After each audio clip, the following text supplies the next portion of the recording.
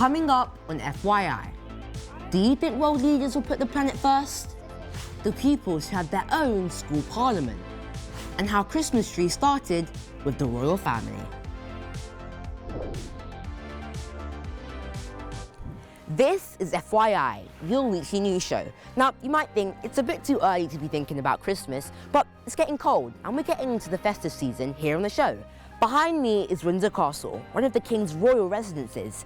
Later on, I'll be getting a sneak peek at some of the decorations and finding out how some of our Christmas traditions actually started here. But first, it's been a week of important meetings between world leaders discussing the major issues that are affecting our planet. COP29, the big climate gathering, has just come to a close, and this year they discussed more support for poorer countries to help them cope with the effects of climate change and to develop green energy, which is expensive. The summit took place in Baku, in Azerbaijan, where the country's president has been criticised for his plans to increase fossil fuel production in the country. Some say that if countries don't agree with phasing out fossil energy, then they shouldn't host the talks. Our Prime Minister, Sir Keir Starmer, promised that the UK would drastically cut carbon emissions over the next 10 years. At the G20 meeting in Rio de Janeiro in Brazil, climate change was also a big topic. Alongside world leaders, also at the meeting was Missy Priya, a 13-year-old climate activist from India. Last year, she actually got thrown out of COP28 for protesting about the need to stop fossil fuels. But this year, she was invited to speak at the G20 summit about what matters to her and lots of other people our age. Today's global climate crisis is caused by the rich nations, and we are just the victims of it. Age doesn't matter to make a difference. I'm big or small, it doesn't matter. I'm a girl child who strongly believes that every child can lead the change. Many are now concerned by the USA's newly elected president, Donald Trump, who has publicly said that climate change is a scam. He wasn't at this year's meetings because he doesn't become president until January. But with America being such a powerful country, some are worried that Trump's presidency will be a big setback in the fight against climate change. We know that climate change is really important to many of you, and on FYI, young people get a say. So we wanted to know, do you think meetings like COP are worth it? And will world leaders listen to young people and put the planet first? Well, here's what the FYI News Club at Senstead School had to say. I think that meetings like COP29 are good because they're talking about it and coming up with amazing plans. I don't trust world leaders to deal with climate change because nobody's doing what needs to be done. They say a lot in their speech to become government, but they never enforce it.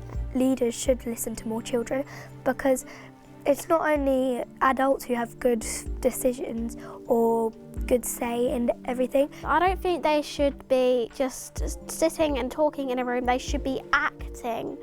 I do think rich countries should help poorer countries. If every country just chipped in a bit of money, it can make a big difference to the world. Donald Trump saying that climate change is a scam isn't the right thing to do, and if America stops caring about climate change, it can change how climate change is going to happen in the future. I think he's just trying to ignore the fact that that's what we're doing to our Earth.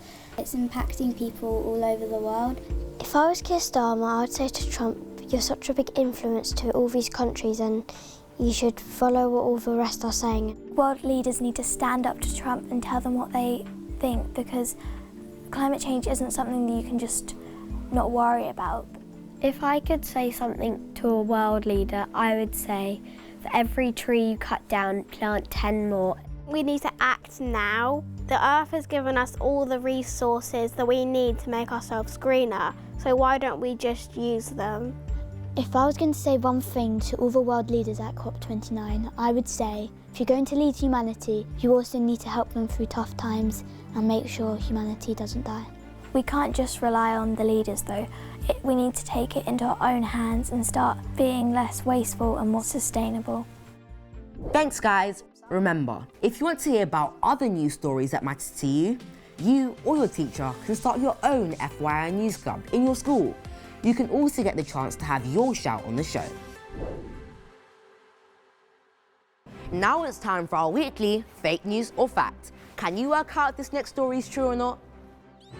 We've seen reports that a wild emperor penguin was spotted a long way from his home in Antarctica, over 2,000 miles away on a beach in Australia, something that's never happened before.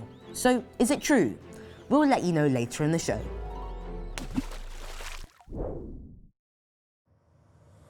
This week is UK Parliament Week, so lots of you have been learning about how it all works.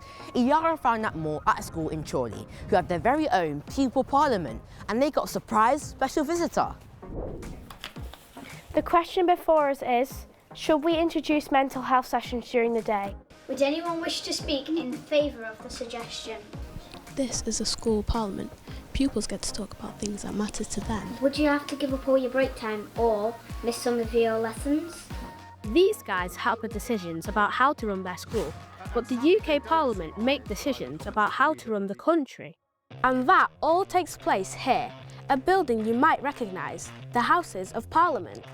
Parliament is made up of 3 elements: the House of Commons, the House of Lords, and the monarch, or king. Members of the House of Lords either inherited their seats or were chosen by government. The House of Commons is made up of Members of Parliament, or MPs for short. They are voted in by UK adults.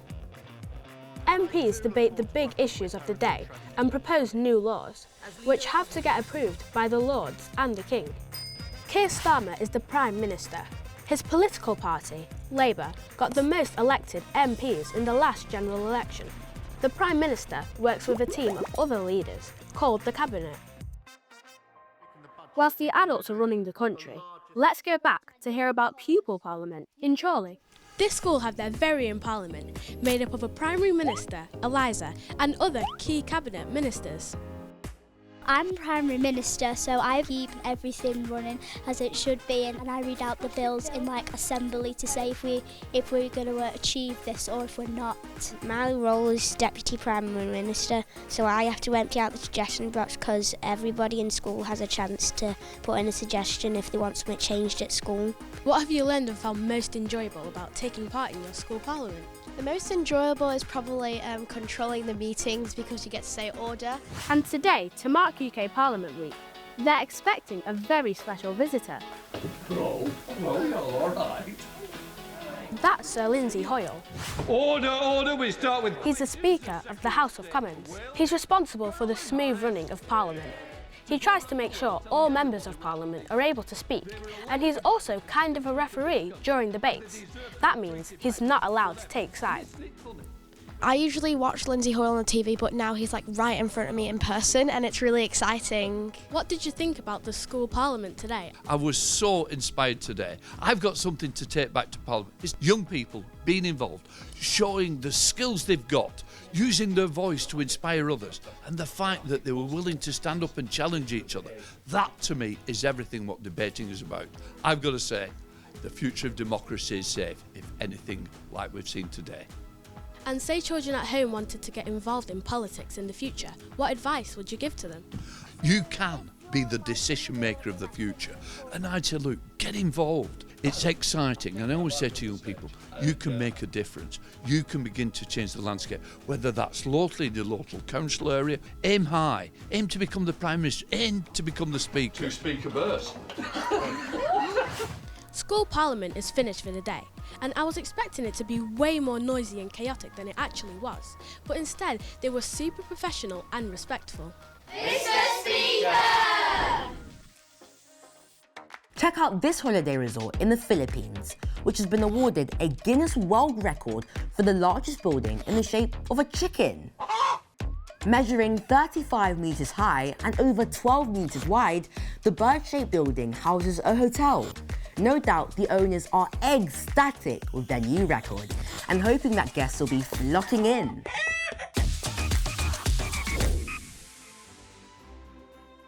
There's been a lot of bird-related news stories recently. Now, from a chicken to a penguin. Did you guess this week's fake news or fact story? Reports that a wild emperor penguin was spotted on a beach in Australia for the first time is fact. Experts don't fully understand why the penguin ended up so far away from his home in Antarctica. Some have suggested he could have got disorientated. After his mega journey, the poor penguin was very malnourished, but he is now safe in the hands of local wildlife experts who are hoping to release him back into familiar waters when he is healthy again. Now, have you ever wondered why we bring Christmas trees inside? Well, did you know it all started here at Windsor Castle? It's getting a bit dark now, so time to head inside and see the Christmas lights at their peak and find out more.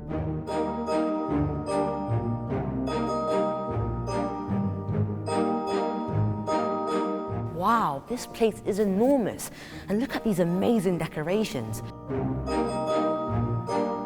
It's getting to that time when lots of us who celebrate Christmas are pestering our parents to set up the Christmas tree and decorations. But if it wasn't for the royal family, we probably wouldn't be bringing Christmas trees inside in the first place.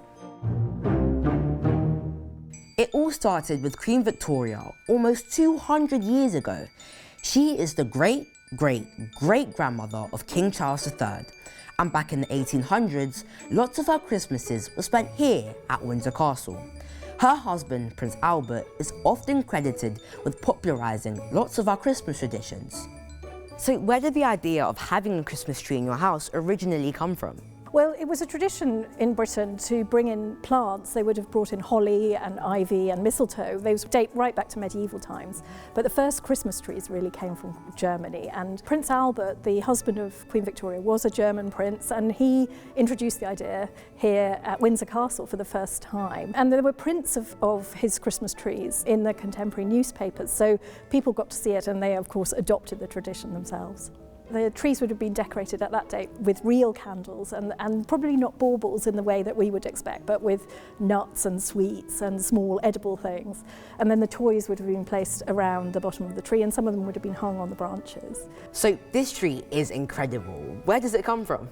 It's actually come from Windsor Home Park, and someone has gone out specially to select it for Christmas. So they're looking for something with a really fantastic shape. This one is 20 feet tall, that's about 6 meters. So they have to find one that's really, going to fit this huge space. The tree itself is a living tree, and after Christmas it will go back to the forest and be replanted. I heard there was another tradition that started with the royals. Was turkey a big thing? It wasn't necessarily, they didn't necessarily have turkey at Christmas. They would often have beef. James I is responsible, the Scottish king, is responsible for introducing turkey to the Christmas table. Wow, that was so interesting. I had no idea that so many of our Christmas traditions actually came from the royal family. And it was great to get a sneak peek at some of these cool decorations. Well, that's about it from us this week. We hope we've got you in the festive spirit, and we'll see you next week for more top news. Bye!